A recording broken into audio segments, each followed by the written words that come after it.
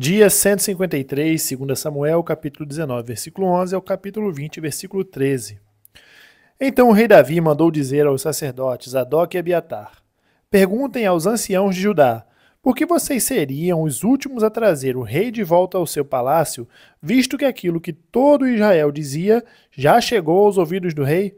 Vocês são meus irmãos, são do mesmo povo que eu. Por que então seriam os últimos a trazer o rei de volta? Digam a Amasa: Você não é da mesma família que eu?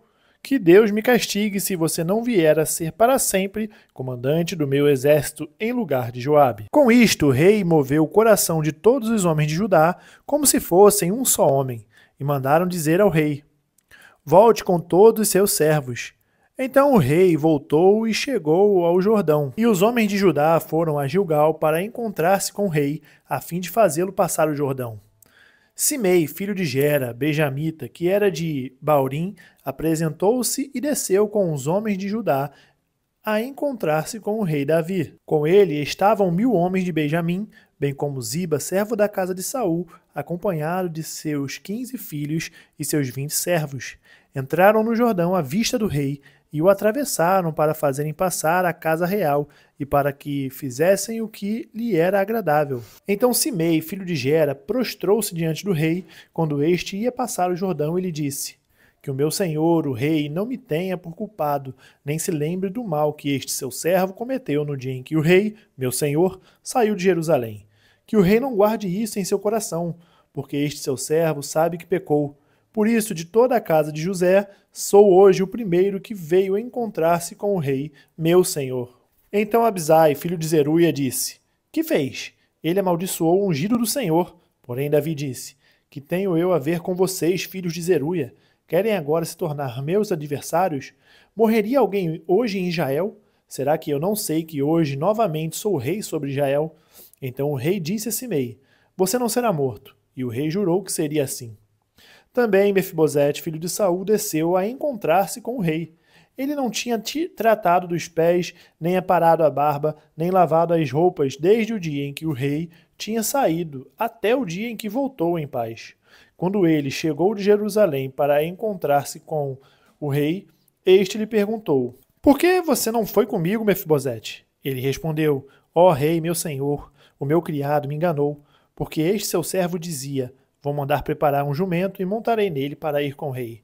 Porque este seu servo é coxo. Além do mais, o meu criado falsamente acusou este seu servo diante do rei, meu senhor. Porém, o rei, meu senhor, é como um anjo de Deus, que faça o que achar melhor, porque toda a casa de meu pai era digna de morte diante do rei, meu senhor. Mas o rei pôs este seu servo entre os que sentam à sua mesa para comer. Que direito ainda tenho? Que mais posso pedir ao rei? Então o rei disse: Por que você ainda fala dos seus negócios? Eu decido que você e Ziba repartam as terras. Mas Mefibosete disse ao rei que ele fique com tudo, uma vez que o rei, meu senhor, já voltou em paz à sua casa. Também Barzilai, o gileadita, desceu de Rogelim e passou com o rei o Jordão, para o acompanhar até o outro lado. Barzilai era bem velho, de idade de 80 anos.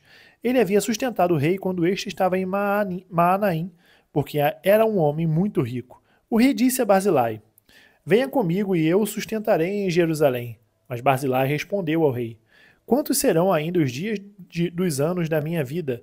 Não vale a pena subir com o rei a Jerusalém. Hoje tenho 80 anos. Poderia eu discernir entre o que é bom e o que é mal? Poderia este seu servo perceber o sabor do que come e do que bebe?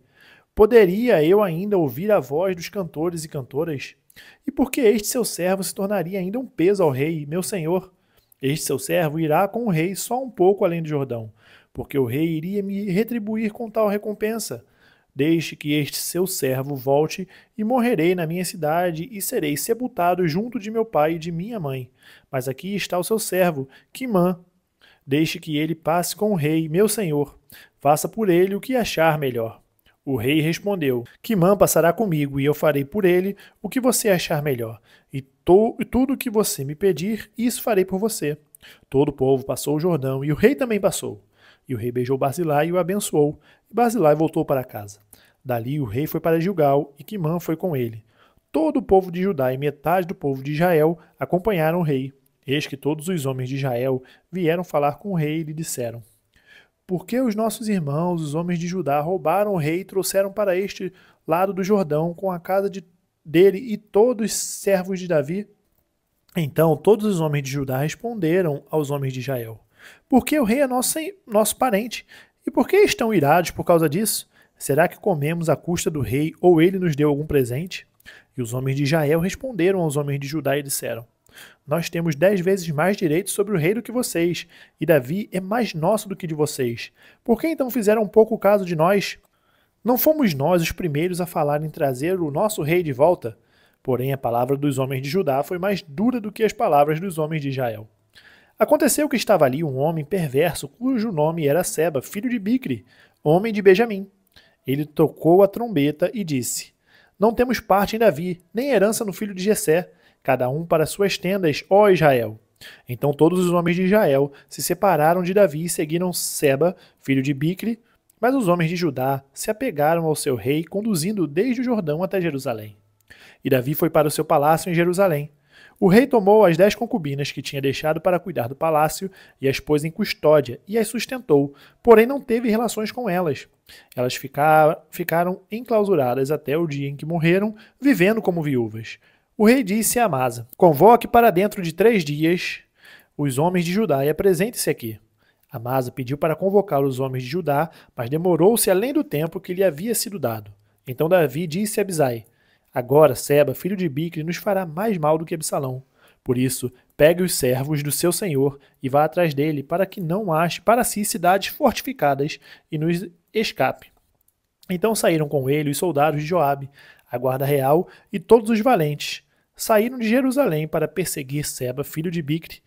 Quando chegaram à pedra grande que está em Gibeão, Amasa veio ao encontro deles. Joabe usava trajes militares e sobre eles um cinto no qual, presa aos seus lombos, estava uma espada dentro da bainha. Quando Joabe se adiantou, sua espada caiu. Então Joabe disse a Amasa: Você vai bem, meu irmão? E com a mão direita pegou na barba de Amasa para o beijar. Amasa não reparou na espada que estava na mão de Joabe. Assim, este o feriu com ela na barriga e lhe derramou por terra os intestinos. Amasa morreu sem que fosse preciso dar um segundo golpe. Então Joabe e seu irmão Abisai perseguiram Seba, filho de Bicri. Mas um dos moços de Joabe parou junto do corpo de Amasa e disse: Quem está do lado de Joabe e é por Davi, siga Joabe. Amasa estava envolto no seu sangue no meio do caminho.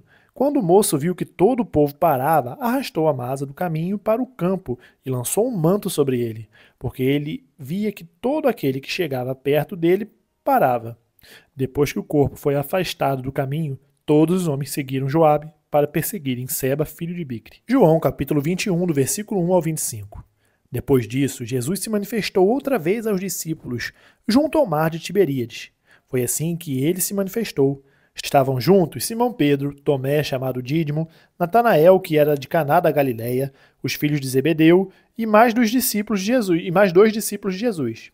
Simão Pedro disse aos outros: Vou pescar. Os outros responderam: Nós também vamos com você. Foram e entraram no barco, mas naquela noite não pegaram nada. Ao romper o dia, Jesus estava na praia, mas os discípulos não reconheceram que era ele. Jesus lhes perguntou: Filhos, será que vocês têm aí alguma coisa para comer? Eles responderam: Não.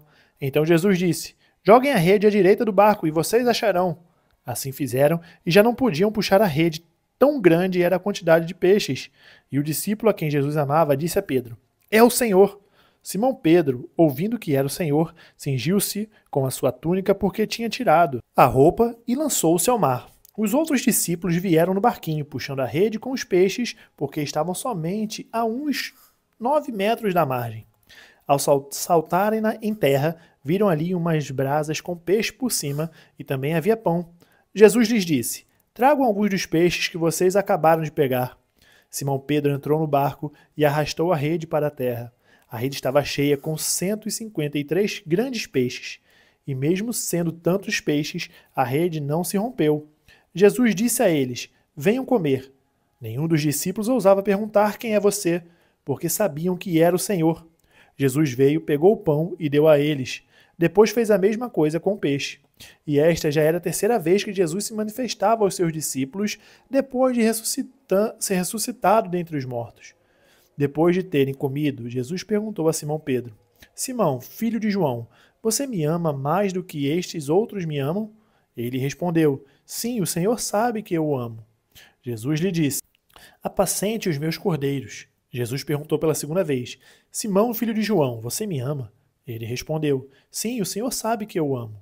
Jesus lhe disse: Pastorei as minhas ovelhas. Pela terceira vez, Jesus lhe perguntou: Simão, filho de João, você me ama? Pedro ficou triste por Jesus ter perguntado pela terceira vez: Você me ama? E respondeu: O Senhor sabe todas as coisas, sabe que eu o amo.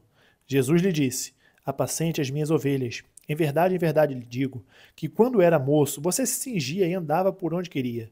Mas quando você for velho, estenderá as mãos e outro o cingirá e o levará para onde você não quer ir. Jesus disse isso para significar com que tipo de morte Pedro havia de glorificar a Deus. Depois de falar assim, Jesus acrescentou: Siga-me. Então Pedro, voltando-se, viu que o discípulo, a quem Jesus amava, vinha seguindo. Era o mesmo que na ceia havia se reclinado sobre o peito de Jesus para perguntar: Senhor, quem é o traidor? Ao vê-lo, Pedro perguntou a Jesus: Senhor, e quanto a este? Jesus respondeu: Se eu quero que ele permaneça até que eu venha, o que você tem com isso? Quanto a você, siga-me. Então se espalhou entre os irmãos a notícia de que aquele discípulo não morreria. Ora, Jesus não tinha dito que tal discípulo não morreria, mas, se eu quero que ele permaneça até que eu venha, o que você tem com isso? Este é o discípulo que dá testemunho a respeito destas coisas e que as escreveu, e sabemos que o seu testemunho é verdadeiro. Há, porém, ainda muitas outras coisas que Jesus fez. Se todas elas fossem relatadas uma por uma, penso que nem no mundo inteiro caberiam os livros que seriam escritos. Salmos, capítulo 120, do versículo 1 ao 7. Na minha angústia clamo ao Senhor, e Ele me ouve. Senhor, livra-me dos lábios mentirosos, da língua enganadora. O que lhe será dado, ou o que lhe será acrescentado, ó língua enganadora? Flechas afiadas de guerreiro e brasas vivas de zimbro. Ai de mim que peregrino em Meseque e habito nas tendas de Quedar. Já há tempo demais que habito com aqueles que odeiam a paz. Sou pela paz. Quando, porém, eu falo, eles teimam pela guerra. Provérbios, capítulo 16, do versículo 16 ao 17. Quanto melhor é adquirir a sabedoria do que o ouro, e mais excelente é adquirir o entendimento do que a prata. O caminho dos retos é desviar-se do mal. Quem guarda o seu caminho, preserva a sua vida. Terminamos o dia 153, nós nos vemos amanhã no dia 154. Até mais.